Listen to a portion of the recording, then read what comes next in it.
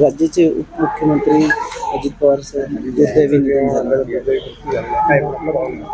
काय माझ्याकडे शब्द नाही आहे. खूप धक्कादायक बातमी आली. माझ्या मुलांनी मुंबईवरून फोन केला. सकाळी झोपेत होतो आणि त्यांनी सांगितलं की अजित दादा इज नो मोर. झोपेतून उठतो आणि अशा प्रकारची बातमी ऐकतो तर मला विश्वास बसला नाही. मी म्हटलं कोणाच्या बाबतीत बोलतो? तो अजित दादा. मी म्हटलं अजित पवार? तो बोले हा अजित पवार चा प्लेन ॲक्सिडेंटमध्ये दुर्घटनेमध्ये त्यांचा मृत्यू झालेला आहे. कुणाला विश्वास बसणार आहे? कुणालाही विश्वास बसू शकत नाही आहे.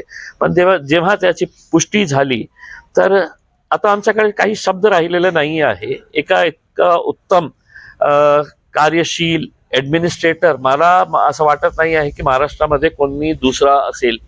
अजित पवार साहेबांचं वैशिष्ट्य म्हणजे ते खूप एबल आणि एफिशियंट ॲडमिनिस्ट्रेटर होते आणि त्यांचे कट्टर विरोधक सुद्धा हे मान्य करतील. अंग्रेजीमध्ये आपण बोलतो ना वर्कहॉलिक. ज्या माणसाला फक्त काम करण्याची सवय होती, फक्त काम काम आणि काम.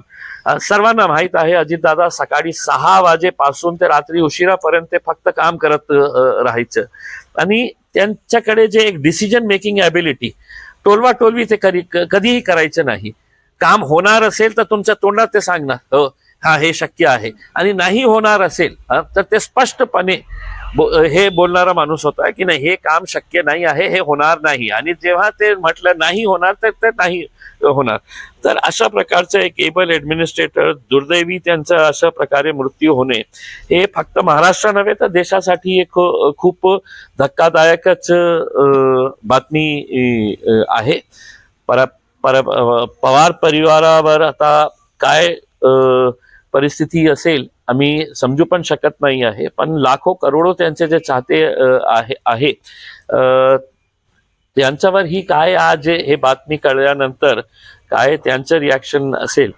आमची तर भावपूर्ण श्रद्धांजली.